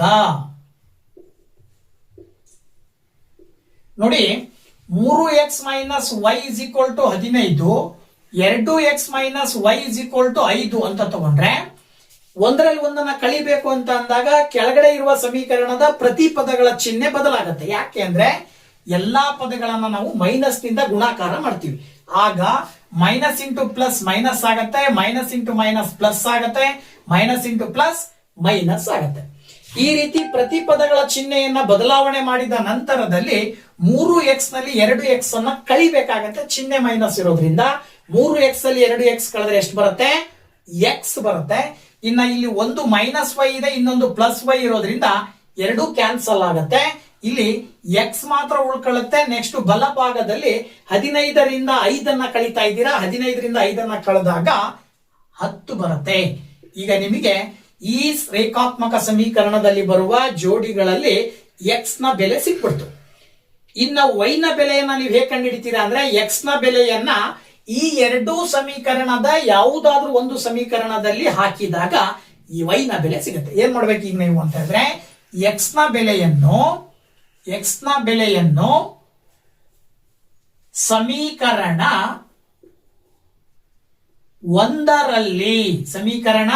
1ರಲ್ಲಿ ಹಾಕಿದಾಗ, ಓಕೆನಾ, ನೋಡಿ ಸಮೀಕರಣ 1ರಲ್ಲಿ x ನ ಬೆಲೆಯನ್ನ ನೀವು ಹಾಕಿದ್ರಿ ಅಂತ ಹೇಳಿದ್ರೆ ನೋಡಿ ಒಂದನೇ ಸಮೀಕರಣ ಬಂದ್ಬಿಟ್ಟು 3x - y = 15 ಇದೆಯಲ್ವಾ. ಇಲ್ಲಿ x ಇರೋ ಜಾಗದಲ್ಲಿ 10ಅನ್ನ ಹಾಕಿದ್ರೆ 3 × 10 - y = 15 ಬರುತ್ತೆ. ಇದಾದ ನಂತರ 3 × 10ನ ಗುಣಾಕಾರ ಮಾಡಿದ್ರೆ 30 ಬರುತ್ತೆ. ಈ -y ನ ಇಲ್ಲೇ ಬರ್ಕೊಂಡು 30ಅನ್ನ ಬಲಭಾಗಕ್ಕೆ ಕಳಿಸಿದ್ರೆ -30 ಆಗತ್ತೆ. ಇಲ್ಲಿ ಆಲ್ರೆಡಿ 15 ಇದೆ, ಈ 30 ಈ ಕಡೆ ಬಂದಾಗ -30 ಆಗತ್ತೆ. ಈಗ -y = 15ರಲ್ಲಿ -30ಅನ್ನ ಕಳಿರಿ. 15ರಲ್ಲಿ -30ಅನ್ನ ಕಳೆದ್ರೆ ಏನ್ ಬರುತ್ತೆ, 15ರಲ್ಲಿ -30 ಹೋದ್ರೆ -15 ಉಳ್ಕೊಳ್ಳುತ್ತೆ. ಇದರ ಅರ್ಥ ಎಡಭಾಗ ಬಲಭಾಗ ಎರಡೂ ಭಾಗದಲ್ಲೂ ಮೈನಸ್ ಚಿಹ್ನೆಯನ್ನು ನಾವು ಕ್ಯಾನ್ಸಲ್ ಮಾಡಿದ್ವಿ ಅಂತ ಹೇಳಿದ್ರೆ y ನ ಬೆಲೆ 15 ಬರುತ್ತೆ. ಸೊ ನೀವು ಸುಲಭವಾಗಿ ಈಗ ಎಕ್ಸ್ ಮತ್ತೆ y ನ ಬೆಲೆಗಳನ್ನ ಹೇಳ್ತಾ ಇದ್ದೀರಾ. ಎಕ್ಸ್ ಇಸ್ ಈಕ್ವಲ್ ಟು ಎಷ್ಟು ಬಂತು? 10 ಬಂತು. ಹಾಗೇನೆ y ಇಸ್ ಈಕ್ವಲ್ ಟು ಎಷ್ಟು ಬಂತು? 15 ಬಂತು. ಈ ಎರಡು ರೇಖಾತ್ಮಕ ಸಮೀಕರಣಗಳನ್ನ ಬಿಡಿಸಿದ ನಂತರ ಅಲ್ಲಿ ಬರುವ ಚರಾಕ್ಷರಗಳ ಬೆಲೆ ಎಕ್ಸ್ ಮತ್ತೆ y ಎನ್ನುವಂತಹ ಎರಡು ಚರಾಕ್ಷರಗಳ ಬೆಲೆ 10 ಮತ್ತು 15 ಅಂತೇಳಿ ಸುಲಭವಾಗಿ ಹೇಳ್ತೀವಿ. ಓಕೆ, ಇನ್ನ 21ನೇ ಕ್ವಶನ್ ನೋಡೋದಾದ್ರೆ 21ನೇ ಕ್ವಶನ್ ಏನ್ ಹೇಳ್ತಾ ಇದೆ ಅಂತ ನೋಡಿದ್ರೆ ಎ ಆಫ್ 4,6 ಮತ್ತು ಬಿ ಆಫ್ ಎಕ್ಸ್, ವೈ ಬಿಂದುಗಳನ್ನು ಸೇರಿಸುವ ರೇಖಾಖಂಡದ ಮಧ್ಯ ಬಿಂದುವಿನ ನಿರ್ದೇಶಾಂಕಗಳು 6,5 ಆದರೆ ಬಿ ಬಿಂದುವಿನ ನಿರ್ದೇಶಾಂಕಗಳನ್ನು ಕಂಡುಹಿಡಿಯಿರಿ ಅಂತ ಕೊಟ್ಟಿದ್ದಾರೆ. ಪ್ರಶ್ನೆ ಏನ್ ಹೇಳ್ತಾ ಇದೆ ಅಂತ ಹೇಳಿದ್ರೆ ನೋಡಿ, ಇಲ್ಲೊಂದು ಬಿಂದು ಇದೆ, ಇದು ಎ. ಹಾಗೇನೆ ಇಲ್ಲಿಂದ ಸ್ವಲ್ಪ ದೂರದಲ್ಲಿ ಇಲ್ಲೊಂದು ಬಿಂದು ಇದೆ, ಅದು ಬಿ. ಓಕೆನಾ? ಎ ಬಿಂದುವನ್ನ ಕೊಟ್ಟಿದ್ದಾರೆ ಅವರು. ಎಷ್ಟು ಬರ್ತದೆ ಅಂದ್ರೆ 4,6. ಓಕೆನಾ? ಹಾಗೇನೆ ಬಿ ಬಿಂದು ಗೊತ್ತಿಲ್ಲ, ನೀವು ಅದನ್ನೇ ಕಂಡುಹಿಡಬೇಕಾಗಿರೋದು ಎಕ್ಸ್ ವೈ ಅಂತ ಕೊಟ್ಟಿದ್ದಾರೆ. ಇನ್ನ ಎ ಮತ್ತೆ ಬಿ ಬಿಂದುವಿನ ಮಧ್ಯ ಬಿಂದು ಬಂದು ಈ ಭಾಗದಲ್ಲಿ ಬರ್ತಕ್ಕಂಥದ್ದು ಅದು ಎಕ್ಸ್ ವೈ, ಅದರ ಬೆಲೆ ಕೊಟ್ಟಿದ್ದಾರೆ 6,5. ಹಾಗಿದ್ರೆ ಈ ಎಕ್ಸ್ ವೈ ನ ಬೆಲೆಗಳನ್ನ ಕಂಡುಹಿಡಿಯಿರಿ ಅಂತ ಕೊಟ್ಟಿದ್ದಾರೆ. ಎಕ್ಸ್ ಮತ್ತೆ ವೈ ನ ಬೆಲೆಗಳನ್ನ ಕಂಡುಹಿಡಿಯಿರಿ. ಸುಲಭವಾಗಿ ಹೇಳ್ಬೋದಲ್ವಾ? ನೋಡಿ, ಏನ್ ಮಾಡಬಹುದು ಅಂತ ಹೇಳಿದ್ರೆ ಈ ಒಂದು ಆಧಾರದ ಮೇಲೆ ಮಧ್ಯ ಬಿಂದುವನ್ನ ಅವರೇ ಕೊಟ್ಟಿದ್ದಾರೆ. ಒಂದು ಬಿಂದುವಿನ ನಿರ್ದೇಶಾಂಕಗಳನ್ನ ಕಂಡುಹಿಡಿಬೇಕು ಅಂದ್ರೆ ಮಧ್ಯ ಬಿಂದುವಿನ ಸೂತ್ರವನ್ನ ಬಳಕೆ ಮಾಡ್ತೀವಿ. ಈ ಮಧ್ಯ ಬಿಂದುವಿನ ಸೂತ್ರವನ್ನ ಬಳಕೆ ಮಾಡಬೇಕು ಅಂತ ಹೇಳಿದ್ರೆ ಕೊಟ್ಟಿರುವ ಬಿಂದುಗಳನ್ನ A of 4,6, B of X y ಮತ್ತೆ ಮಧ್ಯ ಬಿಂದು 6,5 ಅಂತ ಬರ್ಕೊಂಡು ಕೊಟ್ಟಿರುವ ಬಿಂದುಗಳನ್ನ A1 X1 Y1 ಅಂತ ತಗೊಳ್ರಿ. ಹಾಗೇನೆ ಬಿ ನವನ್ನ X2 Y2 ಅಂತ ತಗೊಳ್ರಿ. ಓಕೆನಾ? ಈಗ ಮಧ್ಯ ಬಿಂದುವಿನ ಸೂತ್ರ ಬಂದ್ಬಿಟ್ಟು ಏನ್ ಬರುತ್ತೆ? X of X Y is equal to X1 plus X2 divided by 2, Y1 plus Y2 divided by 2. ಇದು ಮಧ್ಯ ಬಿಂದುವಿನ ಸೂತ್ರ. ಈ ಮಧ್ಯ ಬಿಂದುವಿನ ಸೂತ್ರಗಳಿಗೆ ಈ ಎಲ್ಲಾ ಬೆಲೆಗಳನ್ನ ಬಳಕೆ ಮಾಡಿದಾಗ ಏನ್ ಬರ್ತದೆ ಅಂತಕ್ಕಂಥದ್ದನ್ನ ನೋಡ್ತಾ ಹೋದ್ರೆ ನೋಡಿ, ಇಲ್ಲಿ X Y is equal to X1 ಅಂತ ಹೇಳಿದ್ರೆ 4, Y1 ಅಂತ ಹೇಳಿದ್ರೆ ಏನ್ ಬರುತ್ತೆ? ಸಾರಿ, X2 ಅಂತ ಹೇಳಿದ್ರೆ ಏನ್ ಬರುತ್ತೆ? X divided by 2. X Y ಅವರೇ ಕೊಟ್ಟಿರೋದ್ರಿಂದ 6,5 ಅಂತ ತಗೊಂಡ್ರಿ ಅಂದ್ರೆ 4 ಪ್ಲಸ್ ಎಕ್ಸ್ ಡಿವೈಡೆಡ್ ಬೈ 2. ಇಲ್ಲಿ Y1 ಅಂತ ಹೇಳಿದ್ರೆ 6 ಪ್ಲಸ್ Y2 ಅಂತ ಹೇಳಿದ್ರೆ ಏನ್ ಬರುತ್ತೆ? Y ಡಿವೈಡೆಡ್ ಬೈ 2 ಅಂತ ತಗೊಳ್ತೀವಿ. ಓಕೆನಾ? ಈಗ ಸ್ವಲ್ಪ ಇದನ್ನ ಅಬ್ಸರ್ವ್ ಮಾಡಿದಾಗ ನಿಮಗೆ ಎಕ್ಸ್ ಇರುವ ಜಾಗದಲ್ಲಿ ಎಕ್ಸ್ ನ ಒಂದು ನಿರ್ದೇಶಾಂಕ ಯಾವ್ದಾಗಿರುತ್ತೆ? 4 ಪ್ಲಸ್ ಎಕ್ಸ್ ಡಿವೈಡೆಡ್ ಬೈ 2ಕ್ಕೆ ಸಮ ಇರುತ್ತೆ. ಸೊ ಈ 2ನ್ನ ಸಮ ಅಂತ ತಗೊಂಡಿವಿ ಅಂದ್ರೆ ನಾವು ಎಕ್ಸ್ ನ ಬೆಲೆಯನ್ನ ತಗೊಂಡು ಬಿಡಬಹುದು. ಹೇಗೆ? ಈ ಒಂದು ಎಕ್ಸ್ ನ ನಿರ್ದೇಶಾಂಕ X is equal to, sorry ಎಷ್ಟಿದೆ ಇದು? 6 ಇದೆ ಅಲ್ವಾ? 6 is equal to 4 plus X divided by 2 ಅಂತ ತಗೊಳ್ತೀವಿ. ಇದನ್ನ ಸುಲಭೀಕರಿಸಿದಾಗ ಎಕ್ಸ್ ನ ಬೆಲೆ ಸಿಕ್ಬಿಡುತ್ತೆ. ಹೇಗೆ ನೋಡಿ, ಇಲ್ಲಿ 2 ಈಕ್ವಲ್ ಇಂದ ಈ ಕಡೆ ಬಂದ್ರೆ ಇಂಟು 2 ಆಗುತ್ತೆ. ಇಲ್ಲಿ 4 ಪ್ಲಸ್ ಎಕ್ಸ್ ಉಳ್ಕೊಳ್ಳುತ್ತೆ. 6 ಮತ್ತು 2ನ್ನ ಗುಣಾಕಾರ ಮಾಡಿದ್ರೆ 12 ಬರುತ್ತೆ. ಈಗ ನೀವು ಈ 4ನ್ನ ಈ ಕಡೆ ತಗೊಂಡ್ ಬಂದ್ರೆ -4 ಬರುತ್ತೆ. ಇಲ್ಲಿ ಎಕ್ಸ್ ಉಳ್ಕೊಳ್ಳುತ್ತೆ. ಇದರ ಅರ್ಥ ಏನು? ಸುಲಭವಾಗಿ ನೀವು ಎಕ್ಸ್ ನ ಬೆಲೆಯನ್ನ ಹೇಳ್ಬಿಡ್ಬೋದು. 12ರಲ್ಲಿ 4ನ್ನ ಕಳೆದ್ರೆ ಎಷ್ಟು ಬಂತು? 8 ಬಂತು. ಎಕ್ಸ್ ನ ಬೆಲೆ ಸಿಕ್ತಲ್ವಾ? ಈಗ ವೈ ನ ನಿರ್ದೇಶಾಂಕವನ್ನ ಇಲ್ಲಿ 2ನ್ನ ಈಕ್ವಲ್ ಅಂತ ತಗೊಂಡ್ರೆ 5 ಇಸ್ ಈಕ್ವಲ್ ಟು ಏನ್ ಬಂದಿದೆ ಇಲ್ಲಿ? 6 ಪ್ಲಸ್ ವೈ ಡಿವೈಡೆಡ್ ಬೈ 2. ಓಕೆನಾ? ಇದರಲ್ಲೂ ಕೂಡ ವೈ ನ ಬೆಲೆಯನ್ನ ಕಂಡುಹಿಡಿಬಹುದು. 2ನ್ನ ಈಕ್ವಲ್ ಇಂದ ಈ ಕಡೆ ತಗೊಂಡ್ಬಂದ್ರೆ 5 ಇಂಟು 2 6 ಪ್ಲಸ್ ವೈ. ಇಲ್ಲಿ 5 2 10 ಬರುತ್ತೆ. 6ನ್ನ ಈ ಕಡೆ ತಗೊಂಡ್ಬಂದ್ರೆ -6 ಆಗತ್ತೆ. ಇಲ್ಲಿ ವೈ ಉಳ್ಕೊಳ್ಳುತ್ತೆ. ಈಗ 10ರಲ್ಲಿ 6 ಕಳೆದ್ ಬಿಡ್ರಿ, ವೈ ನ ಬೆಲೆ ಸಿಗುತ್ತೆ. ಹಾಗಾಗಿ ವೈ ಇಸ್ ಈಕ್ವಲ್ ಟು 4 ಅಂತ ಬರೀತೀವಿ. ಈಗ ನಿಮಗೆ ಕಂಡುಹಿಡಿಯ ಕೇಳಿರೋದು ಬಿ ಬಿಂದುವಿನ ನಿರ್ದೇಶಾಂಕಗಳನ್ನು ಕಂಡುಹಿಡಿಯಿರಿ. ಸೊ ಬಿ ಬಿಂದುವಿನ ನಿರ್ದೇಶಾಂಕಗಳು ಯಾವುವು? B of X Y. So B of X Y is equal to ಏನಂತ ಹೇಳ್ಬೋದು ನೀವು? 8, 4 ಅಂತಕ್ಕಂಥ ಉತ್ತರ ಬರ್ತಾ ಇದೆ. ಓಕೆನಾ? ನೆಕ್ಸ್ಟ್ 22ನೇ ಕ್ವಶನ್ ಏನ್ ಹೇಳುತ್ತಪ್ಪ ಅಂತ ಹೇಳಿದ್ರೆ, 2 ಸಂಖ್ಯೆಗಳ ಗುಣಲಬ್ಧ 2366 ಮತ್ತು ಅವುಗಳ ಮಾಸ 13. ಆದರೆ ಅವುಗಳ ಲಾಸ ಕಂಡು ಹಿಡಿಯಿರಿ ಅಂತ ಕೊಟ್ಟಿದ್ದಾರೆ. ಸೊ ಇಲ್ಲಿ ಎರಡು ಸಂಖ್ಯೆಗಳಿದ್ದಾವೆ, ಎರಡೂ ಸಂಖ್ಯೆಗಳ ಗುಣಲಬ್ಧ ಕೊಟ್ಟಿದ್ದಾರೆ, ಮತ್ತೆ ಮಾಸ ಕೊಟ್ಟಿದ್ದಾರೆ. ಸೊ ನೀವೇನ್ ಮಾಡ್ಬೇಕು ಅಂತ ಹೇಳಿದ್ರೆ ಅವುಗಳ ಲಾಸವನ್ನ ಕಂಡು ಹಿಡಿಬೇಕು. ಒಂದು ಇದಾದ ನಂತರ ಆ ಎರಡೂ ಸಂಖ್ಯೆಗಳಲ್ಲಿ ಒಂದು ಸಂಖ್ಯೆ 91 ಆದ್ರೆ ಇನ್ನೊಂದು ಸಂಖ್ಯೆಯನ್ನ ಕಂಡು ಹಿಡಿಯಿರಿ ಅಂತ ಕ್ವಶನ್. ಗೊತ್ತಾಯ್ತಲ್ವಾ? ಸೊ ಇದನ್ನ ಹೇಗ್ ಮಾಡ್ಬೋದಪ್ಪ ಅಂತ ಹೇಳಿದ್ರೆ, ನಮಗೆ ಗೊತ್ತಿರುವ ಹಾಗೆ ಎರಡು ಸಂಖ್ಯೆಗಳ ಗುಣಲಬ್ಧವು ಅದೇ ಎರಡು ಸಂಖ್ಯೆಗಳ ಲಾಸ ಮತ್ತು ಮಾಸಗಳ ಗುಣಲಬ್ಧಕ್ಕೆ ಸಮ ಇರುತ್ತದೆ. ಗೊತ್ತಾಯ್ತಲ್ವಾ? ಸೊ ಅದರ ಆಧಾರದ ಮೇಲೆ ನಾವು ಇದಕ್ಕೆ ಸೂತ್ರವನ್ನ ಬರ್ಕೊಳ್ಬಹುದು. ಹೇಗಪ್ಪ ಅಂತ ಹೇಳಿದ್ರೆ A into B is equal to H into L ಅಂತ ಸೂತ್ರ ಬರುತ್ತೆ. ಎ ಅಂತ ಹೇಳಿದ್ರೆ ಒಂದು ಸಂಖ್ಯೆ, ಬಿ ಅಂದ್ರೆ ಇನ್ನೊಂದು ಸಂಖ್ಯೆ. ಈ ಎರಡು ಸಂಖ್ಯೆಗಳ ಗುಣಲಬ್ಧವು ಅದೇ ಸಂಖ್ಯೆಗಳ ಮಾಸ ಮತ್ತು ಲಾಸಗಳ ಗುಣಲಬ್ಧಕ್ಕೆ ಸಮ ಇರುತ್ತದೆ. ಇದರ ಆಧಾರದ ಮೇಲೆ ಎ ಇಂಟು ಬಿ ಬಂದ್ಬಿಟ್ಟು 2366 ಕೊಟ್ಟಿದ್ದಾರೆ ಅವರು. ಇನ್ನ ಹೆಚ್ಚು ಬಂದ್ಬಿಟ್ಟು ಏನು ಮಾಸ ಬಂದ್ಬಿಟ್ಟು 13 ಅಂತ ಕೊಟ್ಟಿದ್ದಾರೆ. ಇನ್ನ ನೀವು ಮೊದಲನೇದಾಗಿ ಲಾಸ ಕಂಡುಹಿಡ್ಕೊಳ್ಬೇಕು.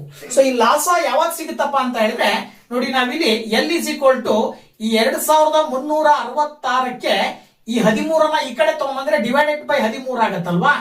ಈಗ 13ರಿಂದ 2366 ಭಾಗಾಕಾರ ಮಾಡಿದಾಗ 182 ಬರುತ್ತೆ. ಇದು ಲಾಸ. ಗೊತ್ತಾಯ್ತಲ್ವಾ? ಲಾಸ 182 ಬಂತು ಅಂತ ಹೇಳ್ಬೋದು. ಈ ಲಾಸ ಕಂಡು ಹಿಡಿದ ನಂತರ ಮತ್ತೇನ್ ಕೊಟ್ಟಿದ್ದಾರೆ ಅವರು ಅಂತ ಹೇಳಿದ್ರೆ, ಒಂದು ಸಂಖ್ಯೆ 91 ಆದರೆ ಇನ್ನೊಂದು ಸಂಖ್ಯೆಯನ್ನ ಕಂಡು ಹಿಡಿಯಿರಿ ಅಂತ ಕೇಳಿದ್ದಾರೆ. ಸೊ ಹಾಗಾಗಿ ಮತ್ತೊಂದು ಬಾರಿ ಇದೇ ಸೂತ್ರವನ್ನ ಬಳಕೆ ಮಾಡಿದಾಗ ನೀವು ಇದರ ಒಂದು ಮತ್ತೊಂದು ಸಂಖ್ಯೆಯ ಬೆಲೆಯನ್ನ ಕಂಡುಹಿಡಿಬಹುದು. ನೋಡಿ ಏನ್ ಮಾಡ್ತೀವಿ ಅಂತ ಹೇಳಿದ್ರೆ, A into B is equal to H into L ಅಂತ ಮತ್ತೊಂದ್ಸರಿ ಸೂತ್ರವನ್ನ ಬರ್ಕೊಂಡು ಎ ಒಂದು ಸಂಖ್ಯೆ 91 ಅಂತ ಕೊಟ್ಟಿದ್ದಾರೆ. ಸೊ ಎ ಅನ್ನ ನಾವು 91 ಅಂತ ತಗೊಂಡ್ರೆ ಬಿ ನ ಬೆಲೆಯನ್ನ ಕಂಡುಹಿಡಿಬೇಕು. ಈಗ ಮಾಸ ಅವರೇ ಕೊಟ್ಟಿದ್ರು 13, ಈಗ ಲಾಸ ನಾವು ಕಂಡುಹಿಡ್ಕೊಂಡಿದೀವಿ 182. ಈಗ ಬಿ ಬೇಕು ಅಂದ್ರೆ 91ನ್ನ ಈಕ್ವಲ್ ಇಂದ ಆ ಕಡೆ ಕಳಿಸಿದ್ರೆ ಆಯ್ತು ನೀವು ಅಲ್ವಾ. ಸೊ 91 ಈಕ್ವಲ್ ಇಂದ ಆ ಕಡೆ ಹೋದ್ರೆ ಏನ್ ಬರುತ್ತೆ, 13 ಇಂಟು 182 ಡಿವೈಡೆಡ್ ಬೈ 91. ಈಗ ಬಿ ನ ಬೆಲೆಯನ್ನ ಸುಲಭವಾಗಿ ಹೇಳಬಹುದು. ಹೇಗೆ ಹೇಳ್ಬೋದಪ್ಪ ಅಂತ ನೋಡಿದ್ರೆ 13ರಿಂದ 91ನ್ನ ಭಾಗಾಕಾರ ಮಾಡಿದ್ರೆ 7 ಬರುತ್ತೆ. ಹಾಗೆ 7ರಿಂದ 182ನ್ನ ಭಾಗಾಕಾರ ಮಾಡಿದ್ರೆ ಬಿ ನ ಬೆಲೆ ಬಂದ್ಬಿಟ್ಟು 26 ಬರುತ್ತೆ. ಈಗ ನೀವು ಸುಲಭವಾಗಿ ಹೇಳ್ಬಹುದು, ಇಲ್ಲಿ ಕೊಟ್ಟಿರುವ ಹಾಗೆ ಲಾಸ ಬಂದ್ಬಿಟ್ಟು ಯಾವ್ದ್ಯಾವ್ದು ಎರಡು ಸಂಖ್ಯೆಗಳು ಯಾವ್ಯಾವಪ್ಪ ಅಂತ ಹೇಳಿದ್ರೆ, ಮೊದಲು ಎರಡು ಸಂಖ್ಯೆಗಳು ಯಾವ್ಯಾವು ಅಂತಕ್ಕಂಥದ್ದನ್ನ ಬರ್ಕೊಳ್ತೀವಿ. ಎರಡು ಸಂಖ್ಯೆಗಳು ಒಂದು ಅವರೇ ಕೊಟ್ಟಿದ್ದಾರೆ, ಎಷ್ಟು 91 ಅಂತ ಹೇಳಿ. ಹಾಗಿದ್ರೆ ಇನ್ನೊಂದು ಸಂಖ್ಯೆ ಯಾವುದು 26. ಗೊತ್ತಾಯ್ತಲ್ವಾ? ಈ ಎರಡು ಸಂಖ್ಯೆಗಳ ಇನ್ನೊಂದು ಯಾವ್ದು ಲಾಸ ಕೇಳಿದರೆ, ಈ ಎರಡು ಸಂಖ್ಯೆಗಳ ಲಾಸ ಬಂದ್ಬಿಟ್ಟು ಏನಂತ ಬರೀತೀರಿ ನೀವು, ಎರಡು ಸಂಖ್ಯೆಗಳ ಲಾಸ ಇಸ್ ಈಕ್ವಲ್ ಟು ಎಷ್ಟು ಬಂತು, ಎರಡು ಸಂಖ್ಯೆಗಳ ಲಾಸ ನಿಮಗೆ 182 ಬಂತು ಅಂತ ಹೇಳಿ ಸುಲಭವಾಗಿ ಹೇಳಬಹುದು. ಓಕೆನಾ? ನೆಕ್ಸ್ಟ್ 23ನೇ ಕ್ವಶನ್ ಏನ್ ಹೇಳುತ್ತೆ, ತ್ರಿಕೋನಮಿತಿಗೆ ಸಂಬಂಧಪಟ್ಟಿದ್ದು. ಕೊಟ್ಟಿರುವ ಚಿತ್ರದಲ್ಲಿ ವಿಕರ್ಣದ ಅಳತೆಯು ಆಲ್ಫಾ. ವಿಕರ್ಣದ ಅಳತೆಯು ಆಲ್ಫಾ ಕೋನದ ಅಭಿಮುಖ ಬಾಹುವಿನ ಎರಡರಷ್ಟಿದ್ದರೆ ಕಾಸ್ ಆಲ್ಫಾದ ಬೆಲೆಯನ್ನು ಕಂಡು ಹಿಡಿಯಿರಿ ಅಂತ ಕೊಟ್ಟಿದ್ದಾರೆ. ನೋಡಿ ಇದನ್ನ ಹೇಗೆ ಕಂಡುಹಿಡಿಬಹುದು ಅಂತ ಹೇಳಿದ್ರೆ, ಮೊದಲು ಕೊಟ್ಟಿರುವ ಚಿತ್ರದ ಪ್ರಕಾರ ಕಾಸ್ ಎ ಅಂತ ಹೇಳಿದ್ರೆ ಆಲ್ಫಾ ಅಂತ ಕೊಟ್ಟಿದ್ದಾರೆ. ಅಂದ್ರೆ ಎ ನ ಕೋನ ಆಲ್ಫಾ ಅಂತಿದೆ ಅಂತ ಹೇಳಿದ್ರೆ, ಯಾವಾಗ ನಾವು ಎ ಅನ್ನ ಆಲ್ಫಾ ಅಂತ ತಗೊಳ್ತೀವೋ ಆಗ ಅದ್ರ ಎದುರುಗಡೆ ಇರುವಂತ ಬಾಹುವನ್ನ ಅಭಿಮುಖ ಬಾಹು ಅಂತ ಕರಿತೀವಿ. ಇನ್ನ ಎ ಪಿ ಏನಾಗತ್ತೆ, ಎ ಪಿ ಅನ್ನ ನಾವು ಏನಂತ ಕರಿತೀವಿ, ಪಾರ್ಶ್ವ ಬಾಹು ಅಂತ ಕರಿತೀವಿ. ಇನ್ನ ಎ ಸಿ ಅನ್ನ ಸಾಮಾನ್ಯವಾಗಿ ವಿಕರ್ಣ ಅಂತ ಕರಿತೀವಿ. ಇದು ಎಲ್ಲರಿಗೂ ಕೂಡ ಗೊತ್ತಿರ್ತಕ್ಕಂಥದ್ದು. ಲಂಬ ಕೋನದ ಎದುರುಗಡೆ ಇರುವಂತಹ ಬಾಹು ಅದು ವಿಕರ್ಣ ಆಗಿರುತ್ತೆ. ಈಗ ಅವ್ರು ಏನ್ ಹೇಳ್ತಾರಪ್ಪ ಅಂತ ಹೇಳಿದ್ರೆ, ವಿಕರ್ಣದ ಅಳತೆಯು ಎಸಿನ ಅಳತೆ ಅಭಿಮುಖ ಬಾಹುವಿನ ಎರಡರಷ್ಟಿದೆ ಅಂತ ಹೇಳ್ತಾರ. ಅಂದ್ರೆ ಇದರ ಅರ್ಥ, ನಾವು ಎಸಿ ನಮಗೆ ಗೊತ್ತಿಲ್ಲ, ಅದನ್ನ ಎಕ್ಸ್ ಅಭಿಮುಖ ಬಾಹುವನ್ನ ನಾವು ಎಕ್ಸ್ ಅಂತ ತಗೊಂಡಿವಿ ಅಂದ್ರೆ ಎಸಿ ಏನಾಗಿರುತ್ತೆ, ಅಭಿಮುಖ ಬಾಹುವಿನ ಎರಡರಷ್ಟು ಅಂತ ಹೇಳಿದ್ರೆ ಎಸಿಯ ಬೆಲೆ ಬಂದು 2x ಬರುತ್ತೆ. ಅದರ ಅರ್ಥ ಇಲ್ಲಿ ನಾವು ಕೊಟ್ಟಿರುವ ಚಿತ್ರದಲ್ಲಿ ಕೋನ A is equal to alpha ಅಂತ ತಗೊಂಡ್ರಿ ಅಂತ ಹೇಳಿದ್ರೆ ಅಭಿಮುಖ ಬಾಹು ಯಾವ್ದು ಬರುತ್ತೆ, ಅಭಿಮುಖ ಬಾಹುವನ್ನು ನಾವು BC ಅಂತ ತಗೊಳ್ತೀವಿ. ಈ ಅಭಿಮುಖ ಬಾಹು X ಆಗಿರಲಿ ಅಂತ ತಗೊಳ್ಳೋಣ. ಯಾವಾಗ ಅಭಿಮುಖ ಬಾಹು X ಆಗಿರುತ್ತೋ ಆಗ ವಿಕರ್ಣ ಬಂದ್ಬಿಟ್ಟು, ವಿಕರ್ಣ ಯಾವ್ದು ಇಲ್ಲಿ AC. ಸೊ AC ಯನ್ನ ನೀವು 2x ಅಂತ ತಗೊಳ್ತೀರಾ. AC ನ ಬೆಲೆ 2x. ಅವರೇ ಕೊಟ್ಟಿರುವಂತಹದರ ಆಧಾರದ ಮೇಲೆ ಅಭಿಮುಖ ಬಾಹುವಿನ 2ರಷ್ಟು ವಿಕರ್ಣ ಇರುತ್ತೆ ಅಂತ ಕೊಟ್ಟಿರೋದ್ರಿಂದ AC ನ ಬೆಲೆ 2x ಆಗುತ್ತೆ. ಈಗ ನಿಮಗೆ ಕಾಸ್ ಆಲ್ಫಾದ ರೇಷಿಯೋ ಬಂದು, ಅನುಪಾತ ಬಂದು ನಮಗೆ ಗೊತ್ತಿರುವಂತಹದ್ದು ಏನಪ್ಪಾ ಅಂದ್ರೆ, ಕಾಸ್ ಆಲ್ಫಾದ ಅನುಪಾತ ಏನ್ ಬರುತ್ತಪ್ಪ ಅಂತ ಹೇಳಿದ್ರೆ ಪಾರ್ಶ್ವ ಬಾಹು ಡಿವೈಡೆಡ್ ಬೈ ವಿಕರ್ಣ ಅಂತ ಹೇಳ್ತೀವಿ ನಾವು. ಇದು ಕಾಸ್ ಆಲ್ಫಾದ ಅನುಪಾತ, ಪಾರ್ಶ್ವ ಬಾಹು ಡಿವೈಡೆಡ್ ಬೈ ವಿಕರ್ಣ. ಇದರ ಆಧಾರದ ಮೇಲೆ ನಾವು ಪೈಥಾಗೋರಸ್ನ ಪ್ರಮೇಯವನ್ನ ಬಳಕೆ ಮಾಡಿ ಇಲ್ಲಿ ಎಲ್ಲಾ ಬಾಹುಗಳ ಅಳತೆಗಳನ್ನ ಕಂಡುಹಿಡ್ಕೊಳ್ಳೋಣ. ಯಾವ್ದ್ಯಾವ್ದು, AB ಯ ಅಳತೆ ಏನ್ ಬರುತ್ತೆ, ಇನ್ನ BC ಯ ಅಳತೆ ಏನ್ ಬರುತ್ತೆ. ಈಗ ನಾವು BC ಯನ್ನ X ಅಂತ ತಗೊಂಡಿದೀವಿ ಅಂದ್ರೆ ನಮಗೆ ಪಾರ್ಶ್ವ ಬಾಹು AB ಯ ಅಳತೆ ಬೇಕು. ಸೊ AB ಯ ಅಳತೆ ಬೇಕು ಅಂತ ಹೇಳಿದ್ರೆ ಇದು ಒಂದು ಲಂಬಕೋನ ತ್ರಿಭುಜ ಅಲ್ವಾ. ಸೊ ಇದು ಲಂಬಕೋನ ತ್ರಿಭುಜ ಆಗಿರೋದ್ರಿಂದ ಪೈಥಾಗೋರಸ್ನ ಪ್ರಮೇಯವನ್ನ ನಾವಿಲ್ಲಿ ಬಳಕೆ ಮಾಡ್ತೀವಿ. ಪೈಥಾಗೋರಸ್ನ ಪ್ರಮೇಯ ಏನು, ಪೈಥಾಗೋರಸ್ನ ಪ್ರಮೇಯ ಬಂದ್ಬಿಟ್ಟು ಏನ್ ಹೇಳುತ್ತೆ, ವಿಕರ್ಣದ ಮೇಲಿನ ವರ್ಗವು, ಪೈಥಾಗೋರಸ್ನ ಪ್ರಮೇಯದ ಸ್ಟೇಟ್ಮೆಂಟು ವಿಕರ್ಣದ ಮೇಲಿನ ವರ್ಗವು ಉಳಿದೆರಡು ಬಾಹುಗಳ ವರ್ಗಗಳ ಮೊತ್ತಕ್ಕೆ ಸಮ ಇರುತ್ತದೆ ಅಲ್ವಾ. ಅಂದ್ರೆ AP square plus BC square is equal to AC square ಅಂತ ಹೇಳಿ ಹೇಳ್ಬಹುದು. ಇದು ಹಾಗಾಗಿ ಈ ಒಂದು ತ್ರಿಭುಜಕ್ಕೆ ಪೈಥಾಗೋರಸ್ನ ಪ್ರಮೇಯವನ್ನ ಬಳಕೆ ಮಾಡಿದಾಗ ಏನ್ ಹೇಳ್ಬೋದು ಅಂದ್ರೆ, ನಾವು AB ಕಂಡುಹಿಡಿಬೇಕಾಗಿರೋದ್ರಿಂದ AB ಸ್ಕ್ವೇರ್ ಅನ್ನ AC square minus BC square ಅಂತ ಬರೀಬಹುದು. ಇದ್ರ ಪ್ರಕಾರ AB square is equal to AC square minus BC square ಅಂತ ತಗೊಂಡ್ರೆ ಆ ಬೆಲೆಗಳನ್ನ ಹಾಕಿದಾಗ ನೋಡಿ, ಇಲ್ಲಿ AB square is equal to AC square ಅಂತ ಹೇಳಿದ್ರೆ 2x ನ ಸ್ಕ್ವೇರ್ ಮಾಡ್ತೀರಾ, ಮೈನಸ್ BC ಅಂತ ಹೇಳಿದ್ರೆ x ನ ಸ್ಕ್ವೇರ್ ಮಾಡ್ತೀರಾ ಅಲ್ವಾ. ಈಗ ನೋಡಿ ಏನಾಗುತ್ತೆ, AB square is equal to 2ರ ವರ್ಗ 4, x ನ ಸ್ಕ್ವೇರ್ ಬಂತು x ಸ್ಕ್ವೇರ್ ಅಂತ ಬರೀತೀರಿ, ಮೈನಸ್ ಇಲ್ಲಿ x ಸ್ಕ್ವೇರ್ ಆಗುತ್ತೆ. 4x ಸ್ಕ್ವೇರ್ ನಲ್ಲಿ x ಸ್ಕ್ವೇರ್ ಅನ್ನ ಕಳಿಬೇಕು. AB square is equal to 3x square ಆಗತ್ತೆ. ಈಗ AB ಗಿರುವಂತಹ ಸ್ಕ್ವೇರ್ ಅನ್ನ ತೆಗೆದು ಹಾಕಿದ್ರೆ ಬಲಭಾಗದಲ್ಲಿರುವ ಪದಕ್ಕೆ ಸಂಪೂರ್ಣವಾಗಿ 3x ಸ್ಕ್ವೇರ್ ಗೆ ರೂಟ್ ಬರುತ್ತೆ. ಈಗ ಇಲ್ಲಿ AB ಇಸ್ ಈಕ್ವಲ್ ಟು ಏನ್ ಹೇಳ್ಬೋದು ಅಂದ್ರೆ 3 ರೂಟ್ ಒಳಗಡೆ ಹಾಗೆ ಇರುತ್ತೆ, ಬಟ್ x ಗೆ ಸ್ಕ್ವೇರ್ ಇರೋದ್ರಿಂದ x ಇರುವಂತಹ ರೂಟ್ ಕ್ಯಾನ್ಸಲ್ ಆಗತ್ತೆ. ಅಲ್ಲಿಗೆ AP ನ ಬೆಲೆ ಬಂದ್ಬಿಟ್ಟು √3 ಇಂಟು x ಅಂತ ಬರುತ್ತೆ. ಓಕೆನಾ, ಇದು AB ಯ ಬೆಲೆ. ಈ AB ಯ ಬೆಲೆ ಸಿಕ್ತು. AB ಯ ಬೆಲೆ ಬಂದ್ಬಿಟ್ಟು √3 ಇಂಟು x ಅಂತ ಹೇಳ್ತೀವಿ ನಾವು. ಈಗ ಕಾಸ್ ಆಲ್ಫಾದ ಬೆಲೆಯನ್ನ ಕಂಡುಹಿಡಿಯಕ್ಕೆ ಕೇಳಿದರೆ ಕಾಸ್ ಆಲ್ಫಾದ ಬೆಲೆ ಏನ್ ಬರುತ್ತೆ, ಪಾರ್ಶ್ವ ಬಾಹು ಯಾವ್ದಿಲ್ಲಿ, ಪಾರ್ಶ್ವ ಬಾಹು AB, ಹಾಗೇನೆ ವಿಕರ್ಣ ಯಾವುದು AC. ಅಲ್ಲಿಗೆ AP ಯ ಬೆಲೆ √3 ಇಂಟು x ನಮಗೆ ಇಲ್ಲಿ ಬಂದಿದೆ. ಹಾಗೇನೆ AC ಯ ಬೆಲೆಯನ್ನ ನಾವು 2x ಅಂತ ತಗೊಂಡಿದೀವಿ. x ಕ್ಯಾನ್ಸಲ್ ಆದ್ರೆ √3 ಡಿವೈಡೆಡ್ ಬೈ 2 ಉಳ್ಕೊಳ್ಳುತ್ತೆ. ಓಕೆನಾ, ಅಲ್ಲಿಗೆ ಕಾಸ್ ಆಲ್ಫಾದ ಬೆಲೆಯನ್ನ ಕೇಳಿದ್ರು. ಕಾಸ್ ಆಲ್ಫಾದ ಬೆಲೆ ಬಂದ್ಬಿಟ್ಟು √3 ಡಿವೈಡೆಡ್ ಬೈ 2 ಬರ್ತಾ ಇದೆ. This is the answer. Okay okay 2 ಅಂಕದ ಕೊನೆಯ ಪ್ರಶ್ನೆ ಬಂದ್ಬಿಟ್ಟು 24ನೇದು. ಚಿತ್ರದಲ್ಲಿ O ಕೇಂದ್ರವುಳ್ಳ ವೃತ್ತದಲ್ಲಿ APಯು ವ್ಯಾಸವಾಗಿದೆ ಮತ್ತು APಯು A ಬಿಂದುವಿನಲ್ಲಿ ಎಳೆದ ಸ್ಪರ್ಶಕವಾಗಿದೆ. ಕೋನ OCB 25 ಡಿಗ್ರಿ ಆದರೆ ಕೋನ APB ಯನ್ನು ಕಂಡುಹಿಡಿಯಿರಿ. ಅಂದ್ರೆ ಈ ಒಂದು ಕೋನವನ್ನ ಕಂಡುಹಿಡಿಯಿರಿ ಅಂತ ಕೊಟ್ಟಿದ್ದಾರೆ. ಸುಲಭವಾಗಿ ನಾವು ಇದನ್ನ ಕ್ಲಿಯರ್ ಆಗಿ ಚಿತ್ರವನ್ನ ಅರ್ಥ ಮಾಡ್ಕೊಳ್ಬೇಕು. ಏನಪ್ಪಾ ಅಂತ ಹೇಳಿದ್ರೆ, ಚಿತ್ರ ನೋಡಿದಾಗ ನಿಮಗೆ ಈ ಚಿತ್ರದಲ್ಲಿ O ತ್ರಿಜ್ಯ ಆಗಿದೆ, AB ಬಂದ್ಬಿಟ್ಟು ವ್ಯಾಸ ಅಂತ ಹೇಳಿದ್ರೆ OB ಅನ್ನ ನಾವು ತ್ರಿಜ್ಯ ಅಂತ ಹೇಳ್ತೀವಿ. ಅದೇ ರೀತಿ ಈ ಕಡೆ ಇರ್ತಕ್ಕಂಥ OA ಕೂಡ ಇನ್ನೊಂದು ತ್ರಿಜ್ಯ. ಇನ್ನ ಈ OC ಅನ್ನ ನೋಡಿದಾಗ OCನೂ ಕೂಡ ಇದೇ ವೃತ್ತದ ತ್ರಿಜ್ಯ ಆಗಿರುತ್ತೆ.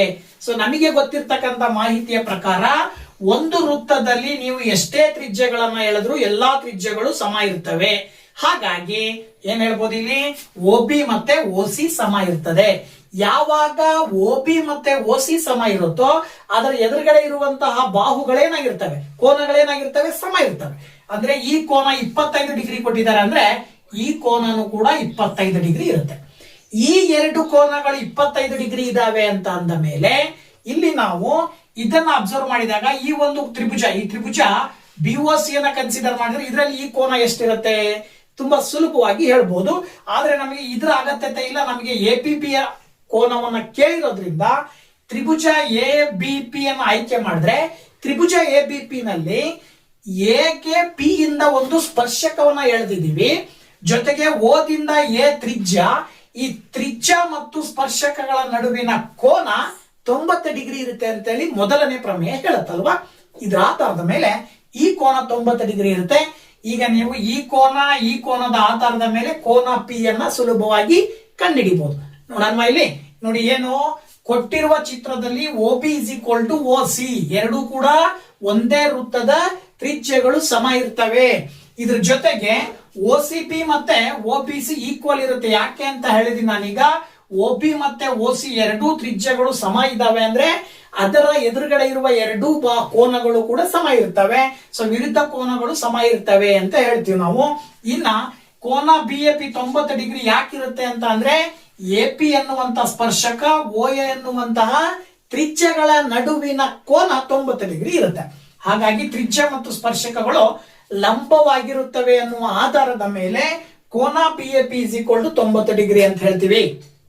ಅರ್ಥ ಆಯ್ತಲ್ವಾ? ಇನ್ನ ನಿಮಗೆ ಕೇಳಿರೋದು APB ಯ ಅಳತೆಯನ್ನ ಕೇಳಿದರೆ, ಈ APB ಯ ಅಳತೆ ಯಾವಾಗ ಸಿಗುತ್ತಪ್ಪ ಅಂತ ಹೇಳಿದ್ರೆ ಈ ತ್ರಿಭುಜವನ್ನ ಕನ್ಸಿಡರ್ ಮಾಡಿ APP ತ್ರಿಭುಜದಲ್ಲಿ ತ್ರಿಭುಜ ABP ಯಲ್ಲಿ ಕೋನ ABP ಪ್ಲಸ್ ಕೋನ BAP ಪ್ಲಸ್ ಕೋನ APB ಯ ಒಟ್ಟು ಮೊತ್ತ 180 ಡಿಗ್ರಿ. ತ್ರಿಭುಜದ ಮೂರು ಕೋನಗಳ ಮೊತ್ತ 190 ಡಿಗ್ರಿ ಅನ್ನೋದ್ರ ಆಧಾರದ ಮೇಲೆ ಇದನ್ನ ಹೇಳ್ತೀವಿ. ಈಗ ABP ಯ ಬೆಲೆ ನಾವೀಗ ತಗೊಂಡಿದೀವಿ 25 ಡಿಗ್ರಿ, BAP ಯ ಬೆಲೆ ಬಂದ್ಬಿಟ್ಟು 90 ಡಿಗ್ರಿ. ಈಗ ನೀವು APB ಯ ಬೆಲೆಯನ್ನ ಕಂಡುಹಿಡಿತೀರಾ. That is equal to 180 degree. ಈಗ ನೀವು ಕೋನ APB = 180 ಡಿಗ್ರಿಗೆ ಈ 25 ಮತ್ತೆ 90 ಸೇರಿಸಿದ್ರೆ 115 ಡಿಗ್ರಿ ಬರುತ್ತೆ. ಅದನ್ನ ಈಕ್ವಲ್ ಇಂದ ಆ ಕಡೆ ಕಳಿಸಿದ್ರೆ ಮೈನಸ್ 115 ಡಿಗ್ರಿ ಆಗುತ್ತೆ. ಈಗ ಕೊನೆಯದಾಗಿ ಕೋನ APB = ಏನ್ ಬರುತ್ತಪ್ಪ ಅಂದ್ರೆ 180ರಲ್ಲಿ 115 ಕಳೀರಿ, ಎಷ್ಟು ಬರುತ್ತೆ? 65 ಡಿಗ್ರಿ ಬರುತ್ತೆ. ಎಷ್ಟು ಬರುತ್ತೆ? 65 ಡಿಗ್ರಿ ಬರುತ್ತೆ. ಇದು ಕೋನ APB ಯ ಅಳತೆ ಆಗಿರುತ್ತದೆ ಅಂತ ಹೇಳ್ಬೋದು ನಾವು. ಓಕೆನಾ? ಸೊ ಈ ಒಂದು ವಿಡಿಯೋದಲ್ಲಿ 2 ಅಂಕದ 8 ಕ್ವಶನ್ಸ್, 4ನೇ ಮಾಡೆಲ್ ಪೇಪರ್ ಕನ್ನಡ ಮೀಡಿಯಂ ಅಲ್ಲಿ ಬರ್ತಕ್ಕಂತಹ ಎಲ್ಲಾ ಕ್ವಶನ್ಸ್ ಅನ್ನ ನಿಮ್ ಜೊತೆ ಹಂಚ್ಕೊಂಡಿದ್ದೀನಿ. ಸೊ ದಯವಿಟ್ಟು ವಿಡಿಯೋ ಇಷ್ಟ ಆದ್ರೆ ಲೈಕ್ ಮಾಡಿ, ಶೇರ್ ಮಾಡಿ, ಹಾಗೆ ಕಮೆಂಟ್ ಮಾಡಿ ಅಂತ ಹೇಳ್ತಾ 3 ಅಂಕದ ಕ್ವಶನ್ ಗೆ ನೆಕ್ಸ್ಟ್ ವಿಡಿಯೋದಲ್ಲಿ ನಿಮ್ ಜೊತೆ ಬರ್ತೀನಿ. ಅಲ್ಲಿ ತನಕ ವೇಟ್ ಮಾಡ್ತಾ ಇರಿ ಅಂತ ಹೇಳ್ತಾ thank you very much. Bye bye.